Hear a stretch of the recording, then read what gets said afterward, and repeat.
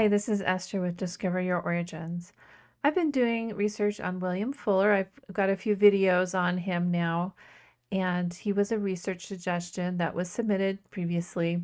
And this probably will be the last video on William Fuller for now. I'm going to hand this over to the person who suggested this and let them kind of carry on and see what they can find with some of the resources and things that we found. In the previous video, we had been talking about William Fuller and his work with the post office and trying to get paid. And he didn't get paid until Abraham Lincoln actually helped him. And so that was a really cool story. And I wrote a blog article going into that. And so we've got that here. And this has source citations and some other things that I've found. And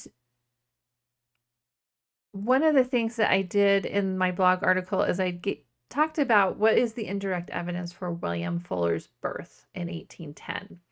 And basically, I evaluated the 1830 birth date in the 1860 census and basically said that it's not possible or realistic for William Fuller to have been born in 1830, primarily because he started working for the government in 1835, and he would not have worked for the government as a 5-year-old. And so that combined with some of the other events in his life, it just seemed really unlikely that that date was correct.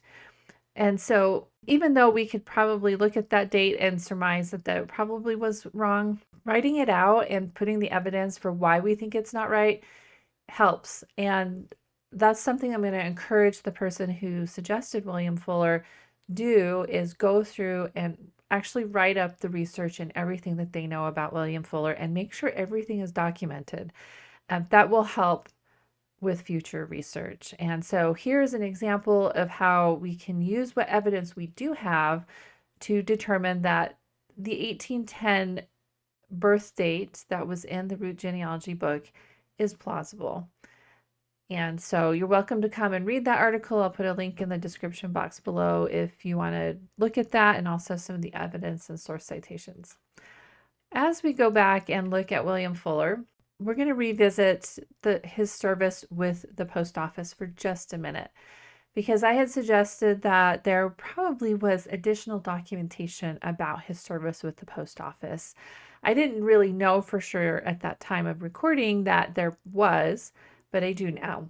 And I'm going to show you how I found some additional evidence. And this goes back to Family Search's full text AI search.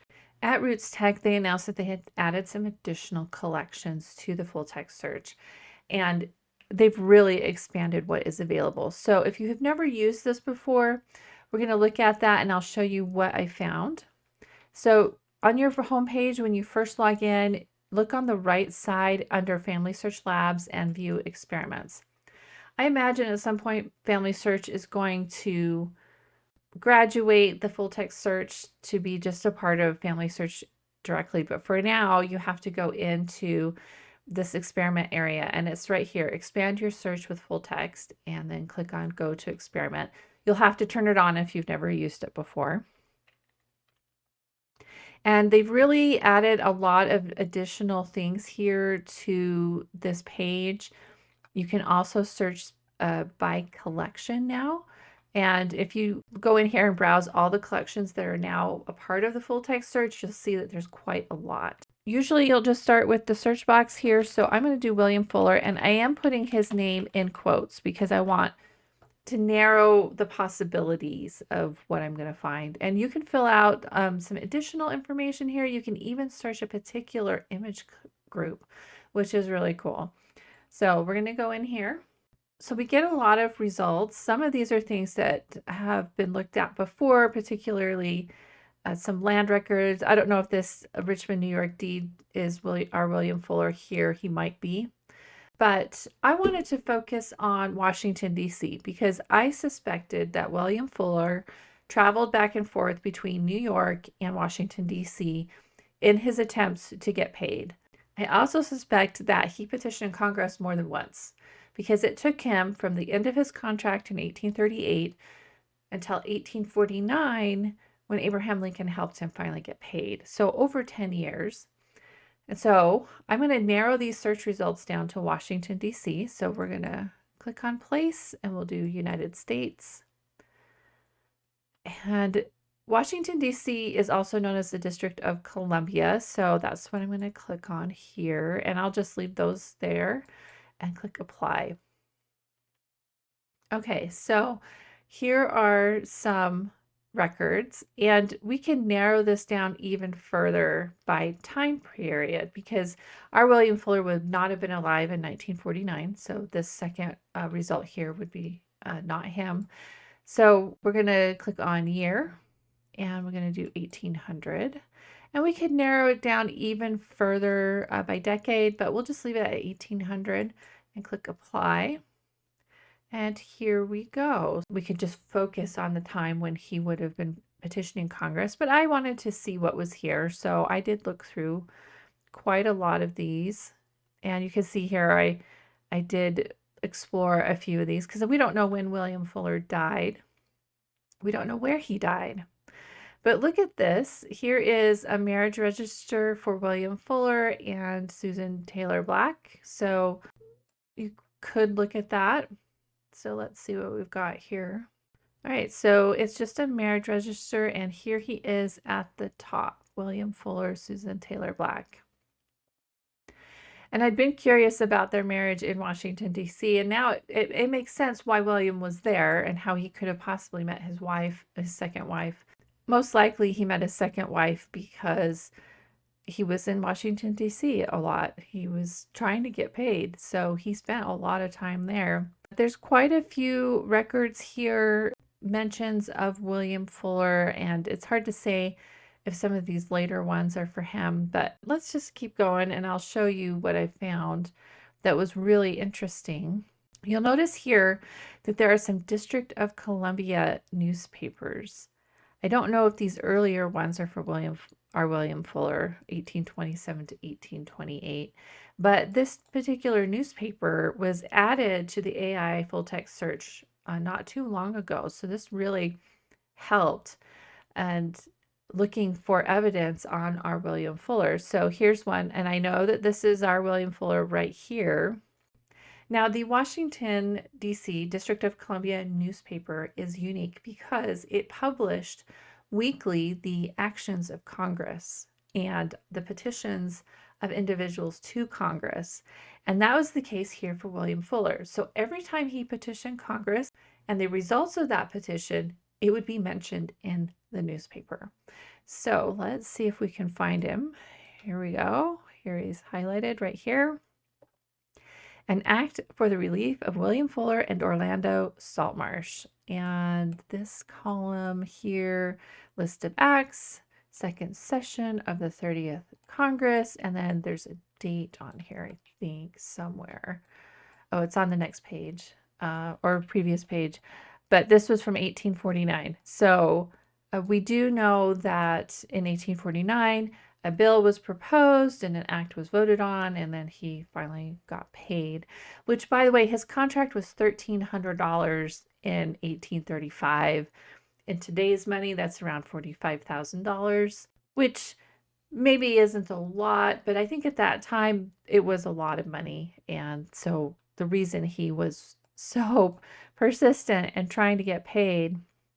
Now, I did notice on this particular page there was also this act for the relief of William Fuller and Charles Savage. And I thought that was interesting. And this Charles Savage needs to be researched to see if he also worked in Georgia on the post office.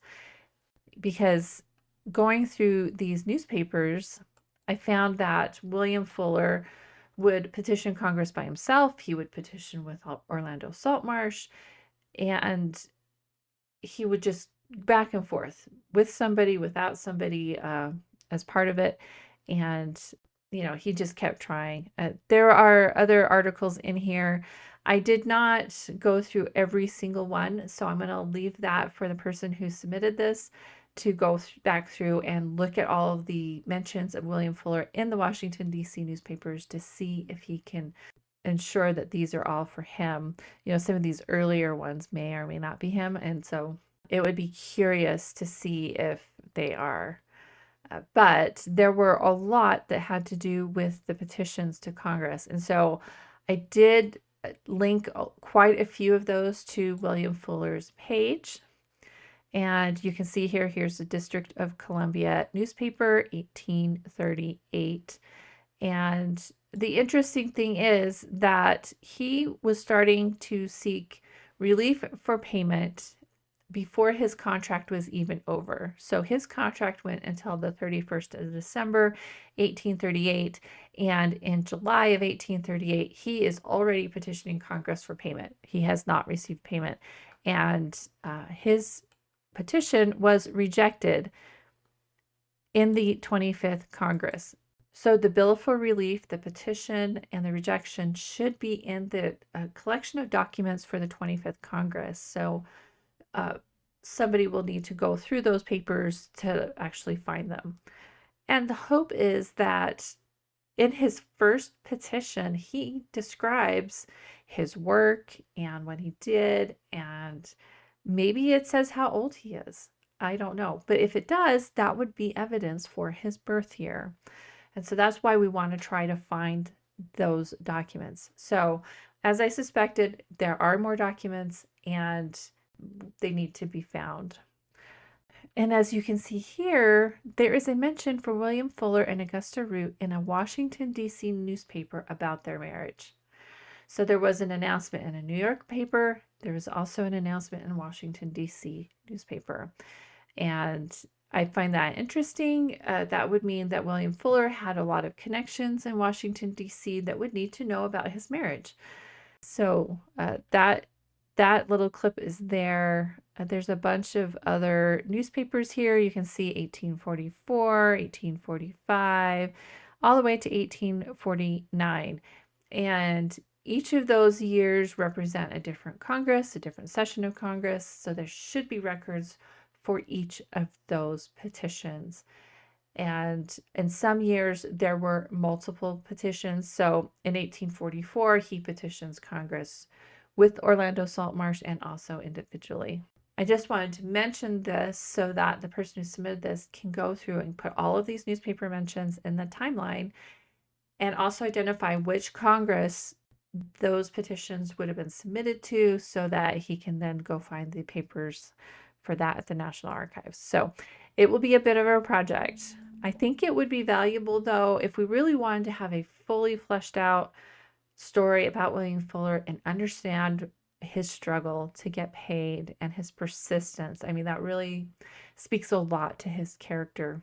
Some other things here, those newspaper mentions also help provide evidence that William Fuller and Susan Taylor Black got married and why he was in Washington, D.C. I think that's really useful to know. Now, William Fuller's oldest daughter was born in Washington, D.C. in 1845, and I kind of question that because all of the other children were born in New York. Now we can understand why she was born in Washington, D.C., and it would have been because William Fuller was probably there trying to get paid in 1845. If we were to try to look for William Fuller in the 1870 census and later, he's not there. And Susan is by herself with her kids. And part of that is because, according to the submission that I got, William Fuller went to trial against the United States because he had been accused of forgery. The trial started in 1858 and went to 1866. Now, I don't know if this trial happened in New York or if it happened in Washington, D.C. And so we'll have to look in both places because we know that those places were relevant.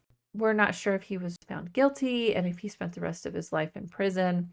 We don't really know. So let's see what we can find out. And the best place to start is going to be the Family Search Research Wiki. So we can figure out what records are available for us to look at. So let's go there. All right. We're going to do New York genealogy first.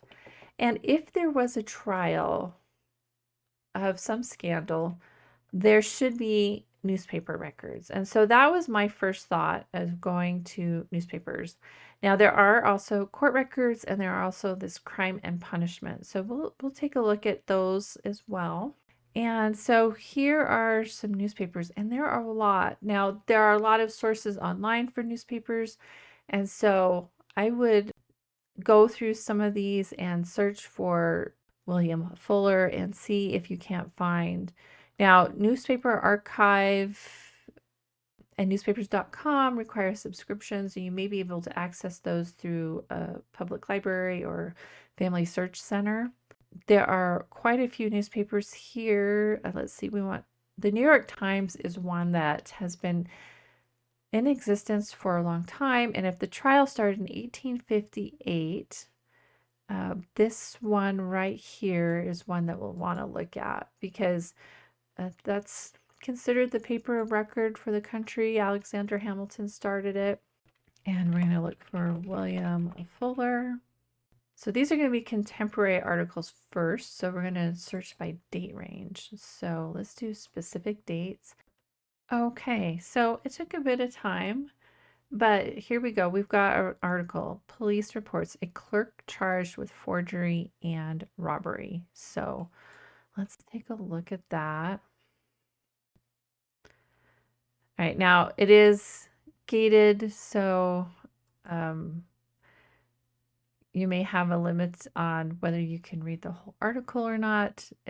I don't know if I can share it here, but here's a transcript. It says, William Fuller, a lad who until the past few days has been engaged as a clerk in the office of Edward Cunard. I would guess that the trial probably happened in New York City. And it says he was charged of having stolen a check for $1,000 and other property. And it gives some other details about this. The only thing that was curious about this article is it says a lad, which could imply a younger man.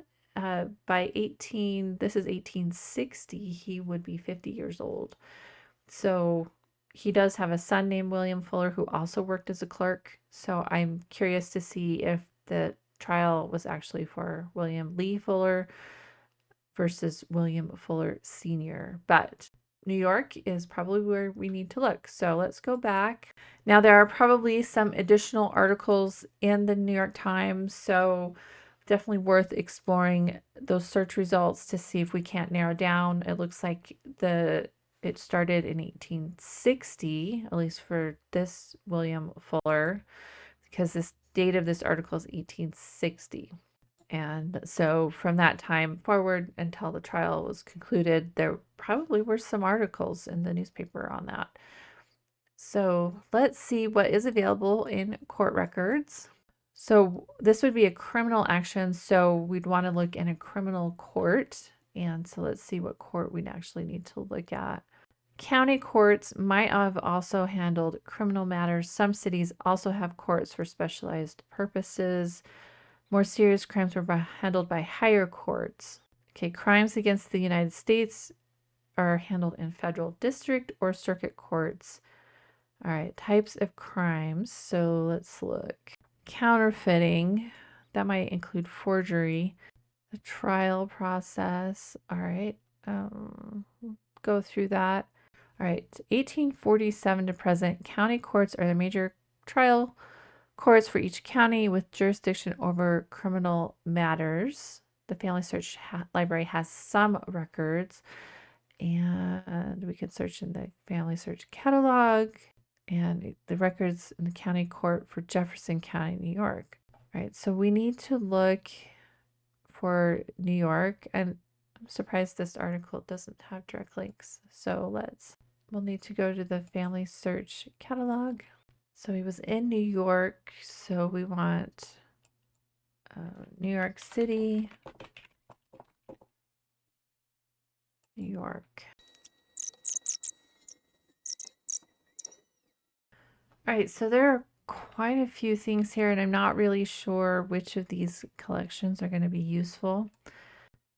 Okay, the New York City Department of Records does have a lot of records in their archive, and so I think this would be a good place to look for more evidence on the William Fuller family and on William Fuller. And I would bet they have records or know how to research court records in New York City. You do have to make an appointment, and they do have an email here for family history research. So I think it's worth asking them what the best approach might be. Let's see, exhibits. They do have, I know they do have a catalog. Here is their catalog, so you could look for some more records and see. There's a bunch of options here. They do have a catalog that you could search. New York City government records, library catalog, open records portal. Okay, so there's a lot here. So it is going to take a bit of work to dig up the court records, but I think it'd be well worth it to see more if there is more. So the best approach for finding out more about this forgery case is to first start with the newspapers and see if you can't find more about this. Now, this June 28th, 1858 date, I mean, that's very specific. So maybe father and son were both part of this, or maybe the suspicion started earlier than 1860 based off that newspaper article. But definitely search the New York Times newspaper between those dates, and also some other newspapers besides the New York Times. You know, he had a lot of connections in Washington, D.C., so it may be worth seeing if there's any Washington, D.C. newspaper that may have mentioned this trial. Once you get a better idea from the newspapers, then go to the court records, and it looks like the court records are going to take a bit of digging. There are this crime and punishment page here. If he was convicted, then there may be something in here. So there's this prison admission ledgers, which could be useful, and some correctional facility documents, prison records. So definitely worth looking if he was convicted and sent to spend time in jail. That's the order of operation there, to try to figure it out: newspapers, court records, and then prison records. And I think we could find something. And if we can find him in a prison record, it probably will have his age. So then again, that will provide that evidence for William Fuller and his birth date. All right, so this was a difficult case. We haven't really solved it, and there's still a lot of questions. But I think we've identified lots of resources that need further digging. And so I'm going to let the person who submitted this work on that. And then now, as far as identifying his parents, that might be a little bit more challenging, because we do need to know, one, his birth date and place. But William Fuller and the last name of Fuller is very common in Massachusetts, and so trying to narrow down to the correct person may be difficult. So it may be worth using DNA once we have exhausted the documentation to see if we can't identify a hypothetical couple through DNA. He did have children with his second wife where there are some descendants, and so hopefully enough people have tested.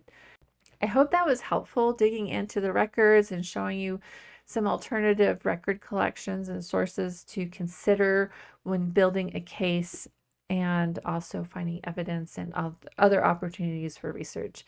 If you would like to learn more and read more about what was discovered about William Fuller, I have a playlist and also a series of blog articles with some source citations and some of my suggestions on what to do next. And if you want more of this content, please subscribe and you'll receive a notification when I post again. Anyway, I hope that was helpful. We'll see you next time.